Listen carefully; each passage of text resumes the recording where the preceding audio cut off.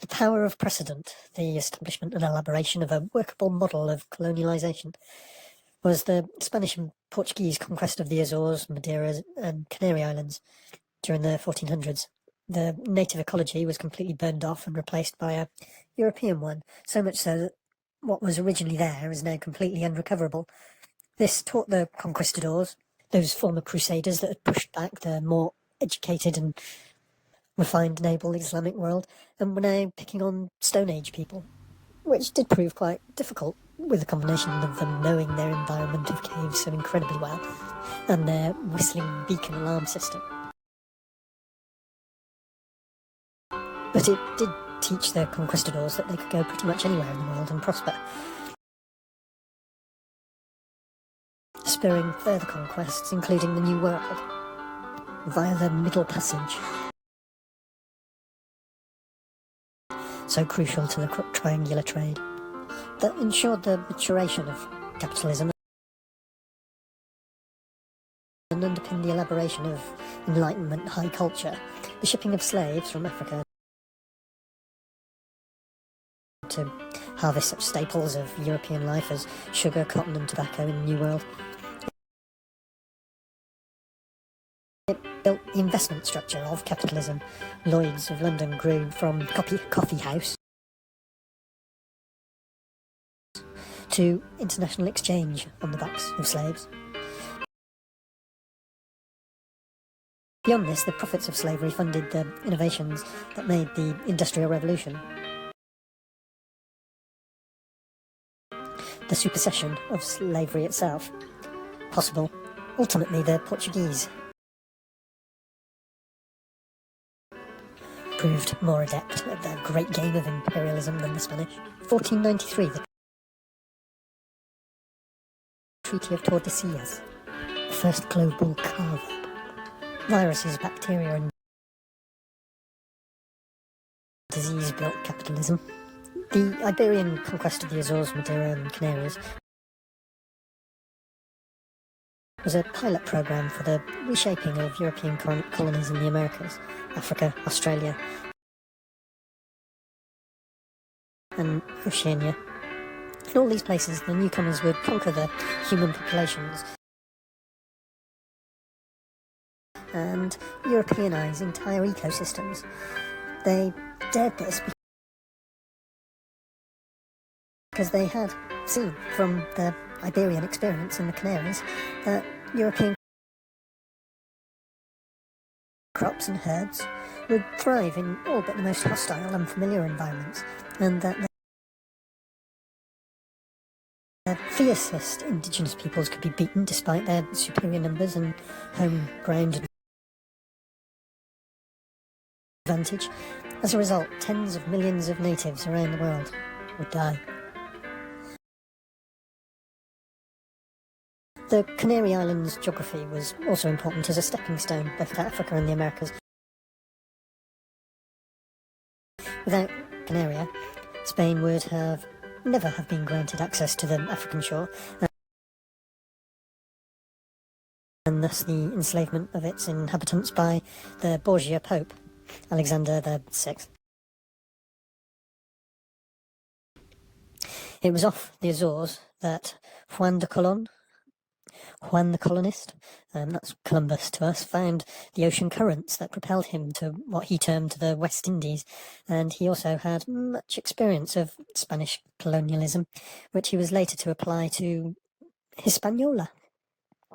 Columbus lived for a time on Portugal's plantation island of Madeira, and its then ample population of slaves. He married the daughter of Bartoloma, an elderly fellow, Genoese, who had been a protege of Prince Henry the Navigator, and was the governor of the second largest island of the archipelago, Porto Santo. Columbus had also worked as a sugar buyer for the Genoese banking family of the Centurions, and must have seen slaves in the Canary Islands working on the sugar plantations, which he himself knew well. Genoese, Venetians, Amalfi, these were millennia-long trading posts of the Mediterranean slave trade. The Radhanites had established a worldwide network of trade. They acted as go-betweens, middlemen between Sephardic and Ashkenazic. Radhanites were able to trade slaves and other goods from the Islamic and Moorish world and the northern Mediterranean European world, where otherwise little traders existed. From 1000 to 1400, the darkest of the Dark Ages perhaps, many of the eastern spices had just disappeared from Europe. The Guanches people of the Canary Islands were to disappear.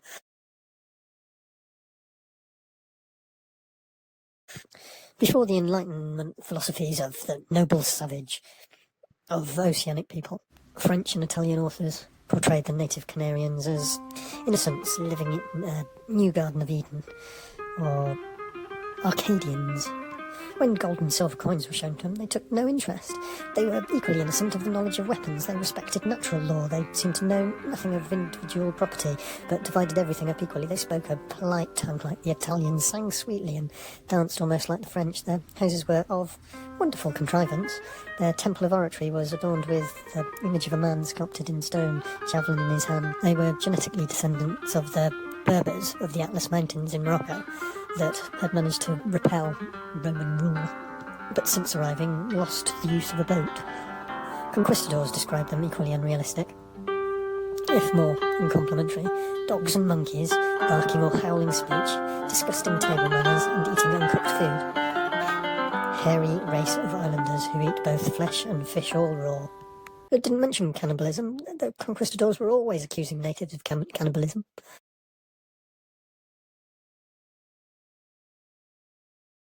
In the Garden of Noble Maidens, a collection of homilies, the barbarians are those who live without the law, the Latins, those who have law, for it is the law of nations that men who live and are ruled by law shall be lords of those who have none. Wherefore they may seize and enslave them, because they are by nature the slaves of the wise. This is different from previous excuses for enslaving Muslims, that captives of war forfeited their liberty on Roman precedents.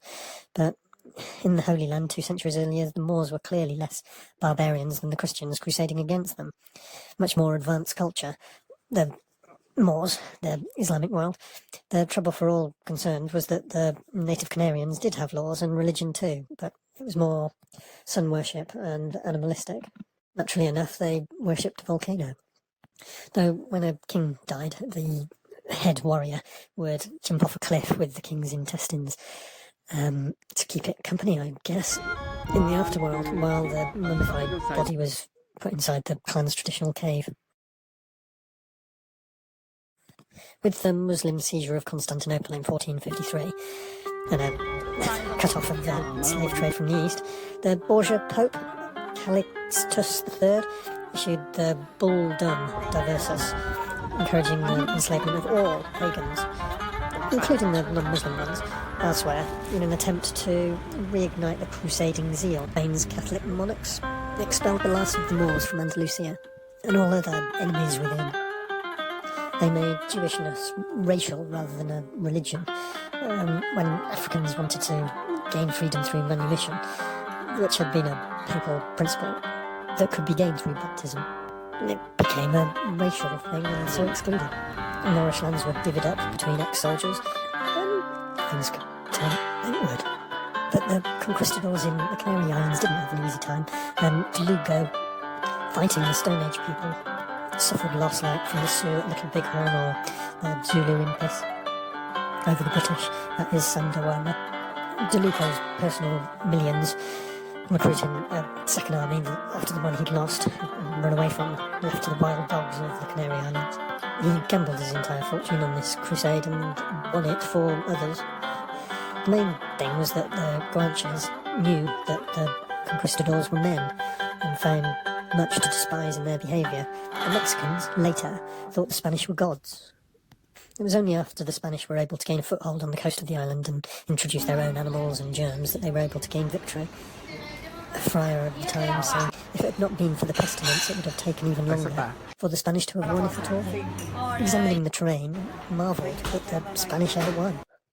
Early domestication of livestock was one of the keys to Western civilization's later world domination, as contact with such animals meant their immune system were less naive than those of others they were to encounter, and Westerners also had a larger repertoire of diseases which they could infect these others with, intentionally or otherwise.